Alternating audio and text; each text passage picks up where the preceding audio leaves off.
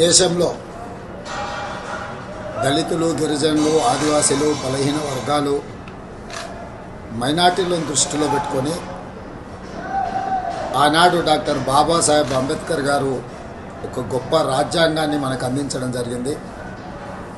ఈ రాజ్యాంగం ద్వారా సంక్రమించిన ఎస్సీ, ఎస్టీ, బీసీ, మైనారిటీ రిజర్వేషన్లు విద్యా, ఉద్యోగ, ఉపాధి అవకాశాలలో వాళ్ళ అభ్యున్నతి కోసం కృషి చేస్తూ ఈనాడు వీళ్ళందరూ కూడా డాక్టర్లు, లాయర్లు, ఇంజనీర్లుగా, ఐఏఎస్, ఐపీఎస్లుగా రాణించి ఈ దేశం యొక్క ప్రగతిలో వాళ్ళు భాగస్వాములుగా ఉన్నారు. ఈరోజు భారతీయ జనతా పార్టీ దేశంలో 400 సీట్లు సాధించడం ద్వారా రాజ్యాంగాన్ని మార్చాలనే కుట్ర చేస్తున్నది.